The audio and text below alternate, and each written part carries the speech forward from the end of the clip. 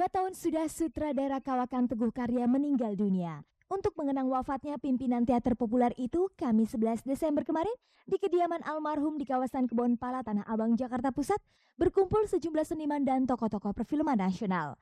Mereka mencoba mensosialisasikan proses kreatif almarhum dalam bentuk pameran, ulasan dan pertunjukan dengan tema kreativitas tidak boleh mati yang digelar Sabtu sampai Minggu besok di kediaman.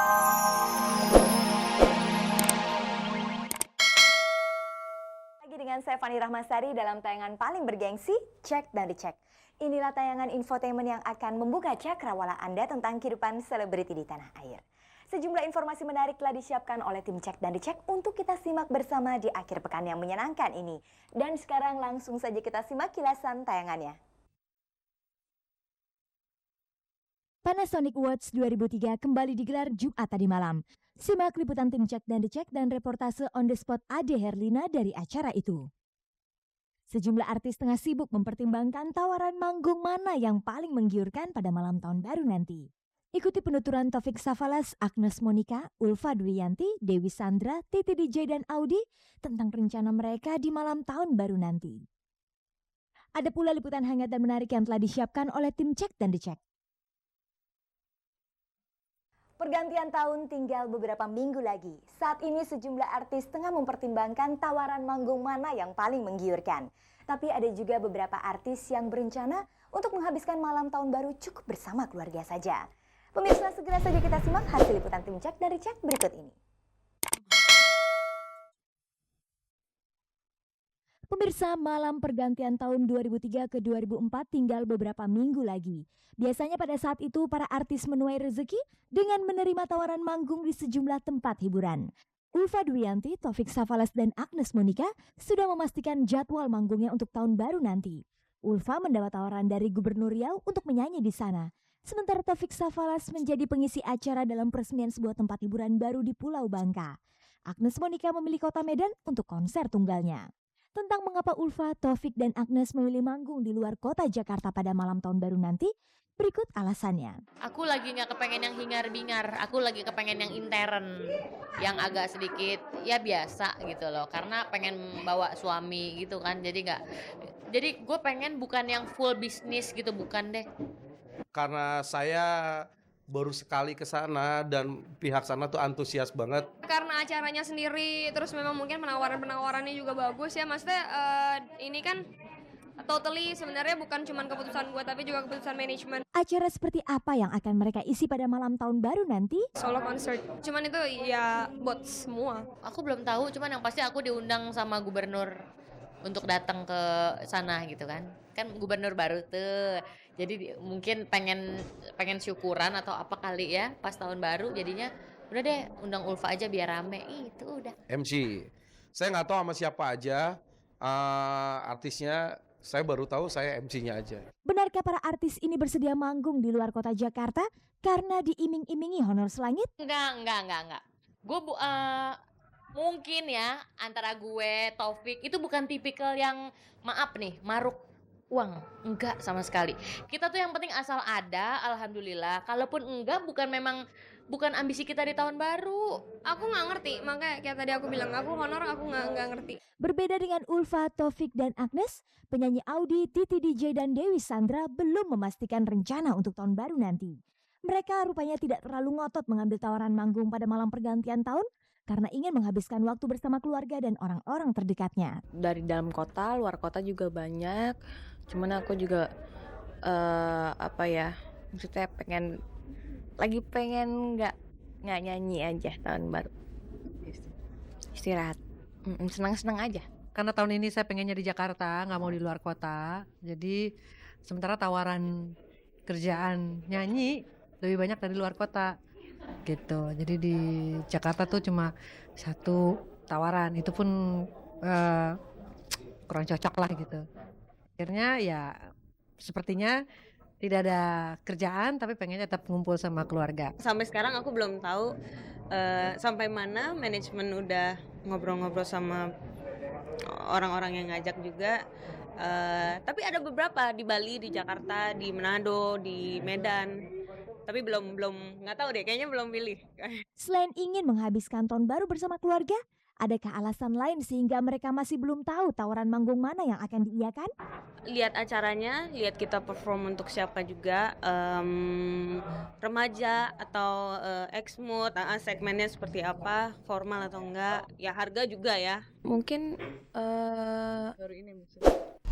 kan harganya juga gitu.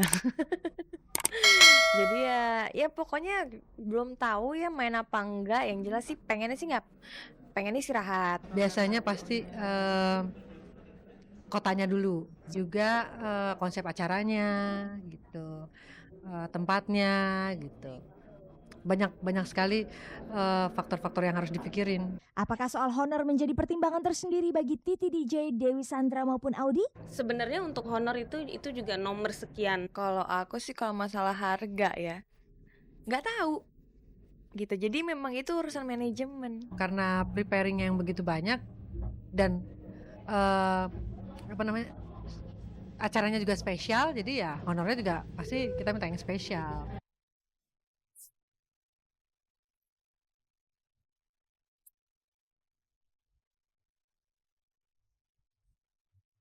Setiap saat, setiap kesempatan, selebriti selalu menjadi sorotan.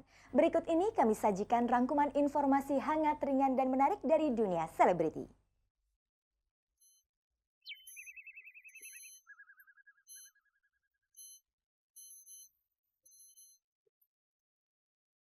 Dua tahun sudah sutradara kawakan Teguh Karya meninggal dunia.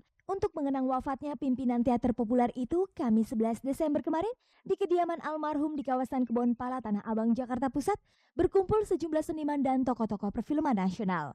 Mereka mencoba mensosialisasikan proses kreatif almarhum dalam bentuk pameran, ulasan, dan pertunjukan dengan tema kreativitas tidak boleh mati yang digelar Sabtu sampai Minggu besok di kediaman almarhum. Bagi Slamet Raharjo maupun Christine Hakim, kepergian Teguh Karya 2 tahun yang lalu ternyata masih banyak menyimpan kenangan sampai saat ini. Teguh Karya itu adalah satu pribadi yang mengibaratkan dirinya sebagai bumi. Dia diinjak-injak, dia dikencingin, dia kehujanan, dia apa, tapi dia nggak pernah mengeluh. Dan dia nggak pernah minta, gue jangan diinjak-injak dong, ya kan? Ternyata dia telah membuktikan, dia telah membiarkan kami tumbuh dewasa di atas punggungnya. Dan kami telah berterima kasih pada dia bahwa dia telah memberikan kita banyak sekali, tapi tidak meminta kami apapun. Sehingga dengan demikian dia cuma minta satu, be yourself, dan kreativitas tidak boleh mati. Figur Pak Teguh bukan hanya sebagai seorang sahabat, sebagai guru, tapi juga ya dia banyak menanamkan dasar-dasar, bukan hanya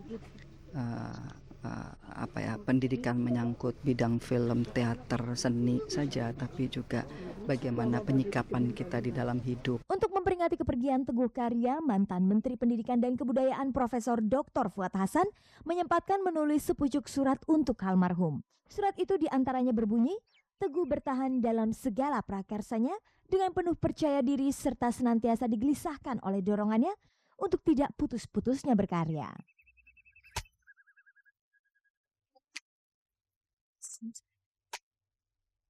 Kembali saya ingatkan kepada Anda pemirsa untuk membaca tabloid Cek dan dicek edisi terbaru.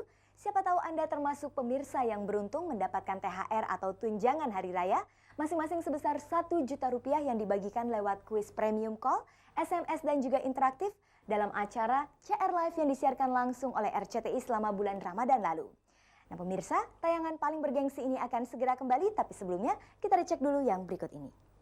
Panasonic Awards 2003, ajang penghargaan bagi insan pertelevisian Indonesia, baru saja digelar Jumat tadi malam di Jakarta Convention Center. Tim Cek dan Dicek juga meliput acara itu dan mewawancarai para pemenang, juga beberapa selebriti yang belum beruntung meraih Panasonic Awards tahun ini.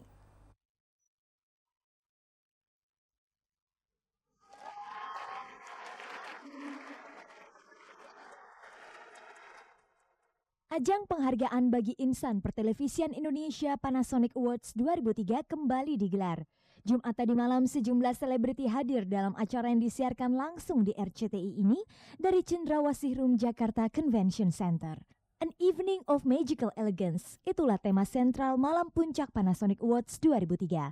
Sesuai dengan tema yang telah disiapkan panitia, para artis mengenakan busana bernuansa hitam putih dan elegan. Mentalis Deddy Corbuzier tampil bersama Nadya Hutagalung membawakan acara itu.